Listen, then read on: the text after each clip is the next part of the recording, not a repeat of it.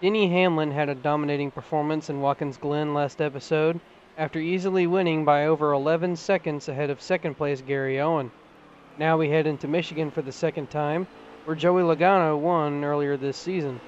Hello, everyone, and welcome back to a brand new episode of NASCAR Heat 3 Career Mode. Today, we have a quick recap of how Hailie Deegan's race went in the Eldora race, which is the first and only dirt race of the Truck Series schedule, as well as our Cup race in Michigan for the second time and final time for visiting Michigan this season. But when it comes to Eldora, Hailie Deegan qualified P8, so it was a pretty solid qualifying effort, and I was hoping she'd be able to at least get a top 5. That was kind of the expectation, as she's obviously got a lot of dirt experience. So she's quickly dove right to the bottom of the track and gained a handful of positions throughout the start of this race, and was doing a fairly decent job of at least maintaining her position. Now as we come to a little bit later in the race, she worked her way up to P5, battling for P4 behind Brett Moffitt and Matt Crafton, as she's just continuing to use the bottom pretty much throughout this whole race, as that was really her only chance of getting past some of these trucks. And by the time we came to the last lap, though, she did fall off quite a bit and ended up falling back down to the 8th position as she came through turns 3 and 4 for the final time, or sorry, to the back straightaway for the final time, now into turns 3 and 4 for the final time, trying to get past the 2 of Cody Coughlin. Now as she came out of the final corner, actually making a bit of a mistake as she hit the wall, but she did come across the line to get P7 in Eldora, so certainly not as good as I thought it would be. I was hoping that she'd be in the top 5, maybe even contending for a victory, but unfortunately it didn't work out. But obviously not too much to hang our heads over, as she's already locked into the playoffs as it stands right now. So we're just kind of preparing to be a playoff contender once we get time to hit the playoffs, which is just three races away now in the Truck Series. I believe it might be 2 now after Eldora, as soon as that's over with. But we're going to see what she can do once we get to there. But now it's time for our Cup race in Michigan. We finally get a new team offer, so we decide obviously we're going to go for a 5-star team now that we're in the top 10 in the standings. We can choose any one of these teams, and I decided, I was thinking about Hendrick Motorsports, but I really wanted to choose Stuart Haas Racing as the team I contact. And I'm not sure if this is the last team I can contact. I might have one more, and if we do get one more, it's either going to be Gibbs or Hendrick Motorsports that I contact. So we'll see which one to go for once we get to that point. Now as we get ready for Michigan in our Cup Series race, we take a quick look at the point standings before we go in. You see Hailie Deegan still the last driver in the playoffs in the Truck Series, so she's sitting pretty good, and there I am in 4th in the playoff standings now as we head in to Michigan, where we finished 2nd in the first race there, and pretty much every time we were at the sister track in Auto Club, where we also finished 2nd. So when we come to these like 2-mile D-shaped oval tracks, we like have a tendency right now to finish in 2nd. And as we come to qualifying, we did make it to the last session, and I found the trick was to just use the draft from the other cars to really work my way through qualifying. I should have been like 20th, but we come through to set a 37.1, and I bailed on the lap there, and we will start P10 for Michigan.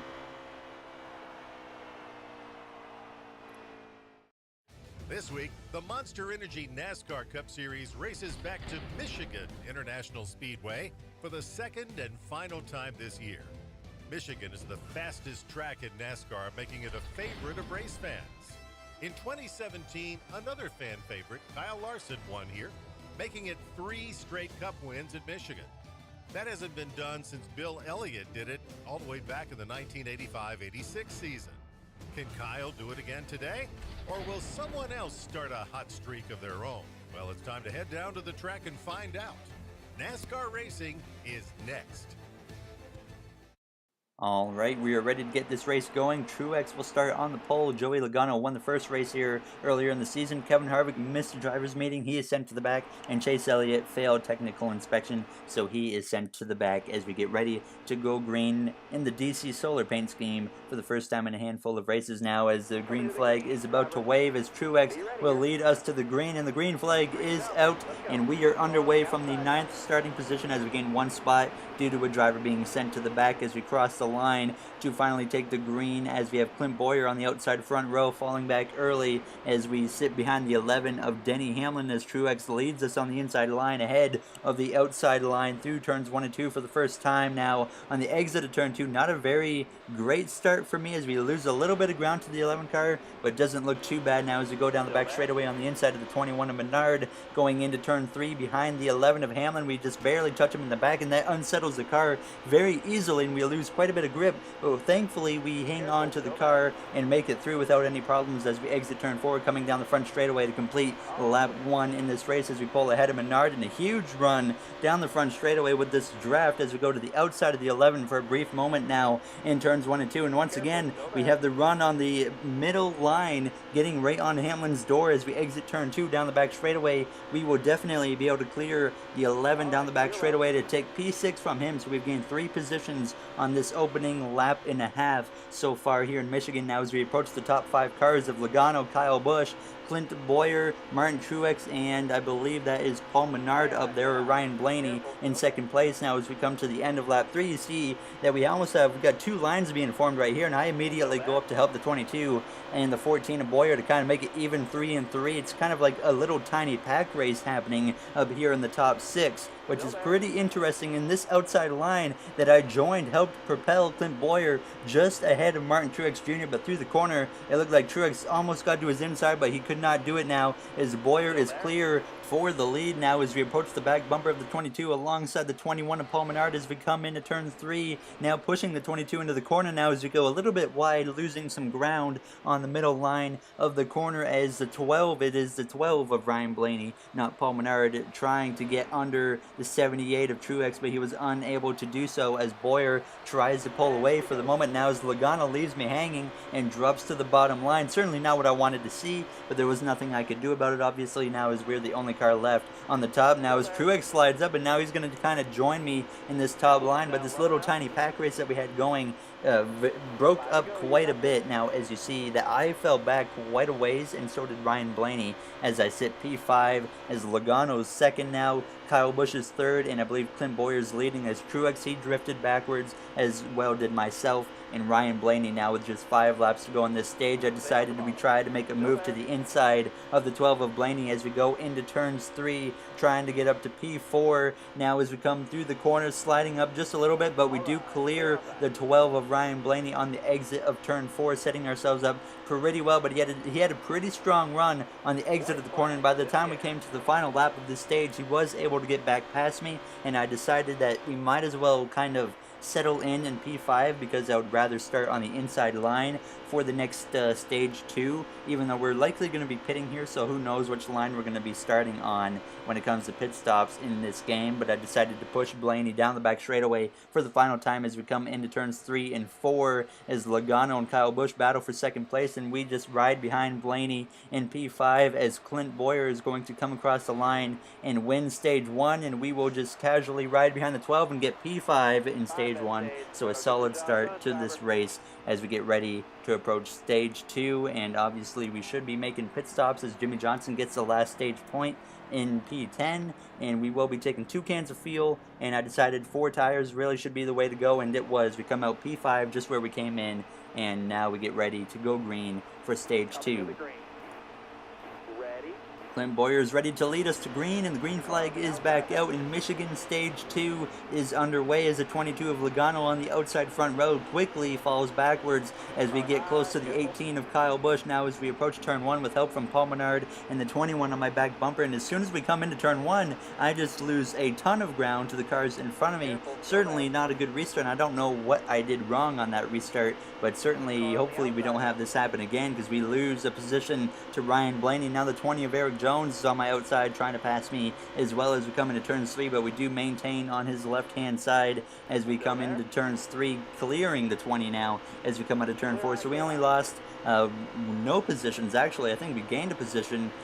somewhere down the back straightaway or something. I must have missed it, but we come across the line to get ahead of the 12 of Ryan Blaney now on the inside of Joey Logano as we come into turns 1 a little bit wide, but we do get through here safely as we come through the exit of turn 2, clear of Logano now on the exit of the corner now as he has some momentum down the back straightaway. Now give him the room that he needs, and he has the run on my right hand side now as we go into turn 3. Pretty even with him side by side as we enter the corner, but through the center of the corner we edge him out and clear Joey Logano on the exit of turn 4 to take P3 now away as we come to lap 4 in this race. We put a little bit of a gap between myself and Logano and the rest of the cars behind him, but it really could not gain anything on the two front runners of Clint Bowyer and Kyle Busch, as they were pretty much in command throughout this whole stage, as I'm just trying to hang on to the draft for dear life, because that was really the only thing keeping me kind of in contention in this race as Bowyer continues to lead over Kyle Busch as we come through turns 3 and 4. I did close up the gap just a tiny bit through the center of the corner now as we come to lap 8, 5 to go in stage 2. The gap really did not change much as Bowyer continued to lead over Kyle Busch, who sits second place right on his bumper. He could easily take the lead as we make a big mistake touching the apron,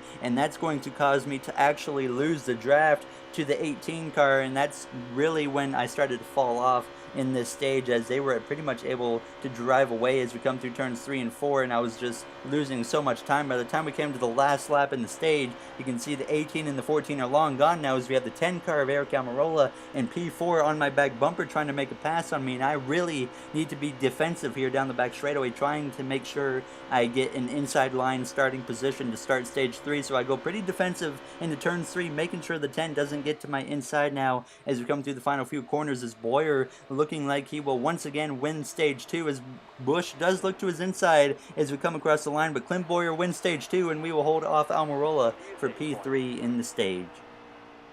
Clint Bowyer has had a solid race so far now, as Brad Keselowski gets the last stage point, sitting in P10, as once again we're going to come to pit road, this time along with the AI. 10 laps of fuel left, so we take 2 cans of fuel and we should make it to the end, and 4 tires, and once again we come out in P3, exactly where we came in, so we should not have to make a pit stop for the rest of this race, depending on what happens here. But we get ready to go green, and the final stage is underway behind the 14 of Bowyer and the 88 of Alex Bowman on my back bumper now, as we push the 14 ahead of the 18 of Kyle Busch as we approach turn 1 with just 18 laps to go, and we get a chance to look to the inside of Bowyer, but he clears me, and once again we don't have a very good restart, just like we did on the last one. And these last 2 restarts, I don't know what's happened to the car. The initial start of this race was pretty good, but you see right here we lose a position to Almirola and a position to Joey Logano. I tried to side draft the 22 for a moment, but I just could not hold him back. That's just how much momentum he had compared to myself, but we do run him back down as we come through turns 3 and 4, easily looking to the inside as he just leaves it wide open, so I take full advantage as we exit turn 4 down the back straightaway, or front straightaway, to cross the line to hit 17 laps to go in this race now as we pull ahead of the 22 and clear him into turns 1 as Bowman looks to his inside to work his way back into a top 5 position as we sit behind Eric Almirola,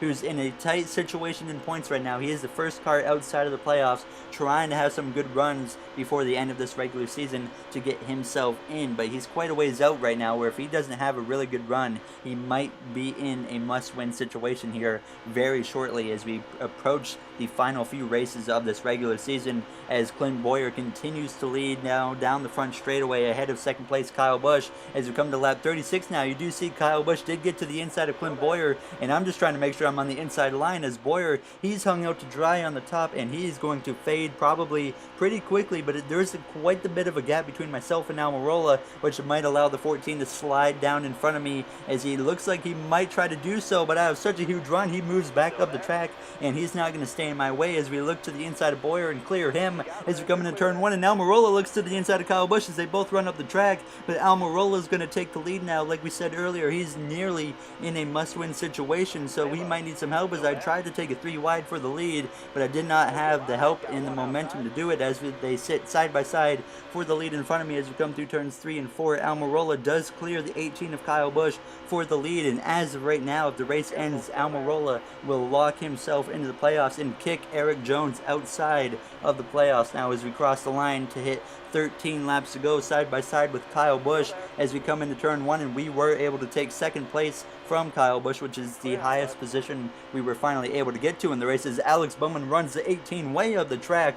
through the center in exit of turn 2. Not sure what he was doing there, but Kyle Busch did get back ahead of Bowman as Bowman sat on his back bumper as Almirola moves up the track a little bit, allowing me to close the gap on him on the exit of turn 2, but he has a lot of speed in that car now with just 10 laps to go, coming to 9 to go as Kyle Busch in P3 tries to run me back down. As we come into turn 3, Bowman in my mirror, he's looking way wide as he might lose another position to Clint Boyer, and he might drift back to P5 now as we exit turn 4, still trying to close in on Almirola now as we come to the end of lap 42, now even closer to the back bumper of the 10, and we just could not quite get there, but we were slowly reeling him in, and hopefully once we could get to him we would be able to make a move to his inside to make the pass, but unfortunately it did not work the way I wanted it to as we come through to turns 1 and touch the apron and move up the track, and that's going to allow the 18 of Kyle Busch to get to my inside, as well as Alex Bowman, who sits P3. He's about to steal third from me as we try to block the 4 of Harvick as we slow up just a little bit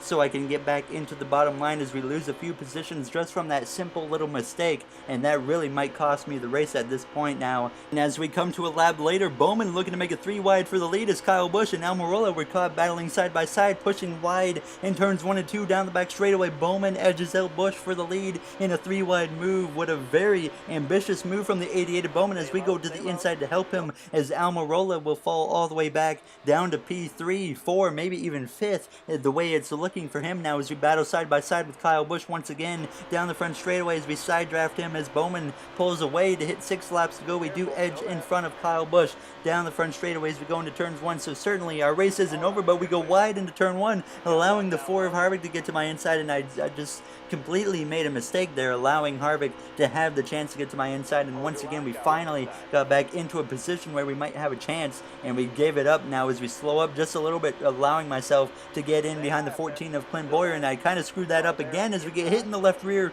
by the 10 of Almirola and move up the track even more as he is able to get by me as we fall back to P5. Certainly not sitting in a good situation now as we come across the line to take 5 laps to go in this race as Almirola looks to the inside of his teammate Clint Boyer to steal P3 away from him as Bowman leads Harvick now by just about maybe a quarter or a half a car length as we try to get to the inside of Boyer, but he is able to hold me off out of turn 2 down the back straightaway as he looks to the outside of his teammate Eric Almirola now as we approach turns 3. And up ahead, Kevin Harvick looks to the inside of Bowman for the lead as we go into turns 3, and Harvick will take the lead in Michigan, and now the caution comes out as Harvick just barely had the lead, and this will not force overtime. This will be 2 laps to go though as we get ready to go green now, and our restarts have not been good. These last 3 restarts we've really struggled, so we're going to need some luck here as we get ready to go green with 2 laps to go in this race as Harvick leads us to the green. Eric Almirola behind him in 3rd place. Alex Bowman, his race is over. He's not winning this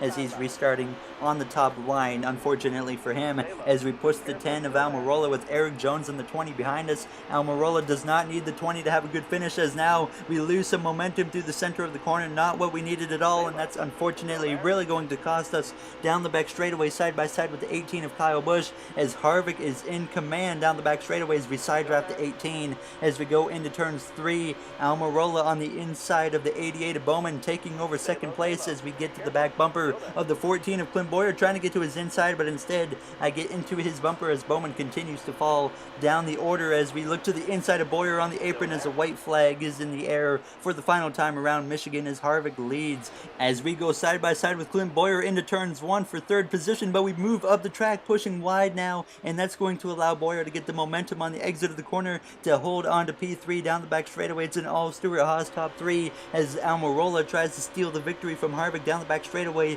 coming into turns 3 and 4 for the final time as Kyle Busch looks to my inside and we just block him going into the corner, approaching the back bumper of Clint Boyer, but Kevin Harvick is going to hold on to get his 4th win of the season as Almirola comes up just short for 2nd, and we will finish P4 in Michigan.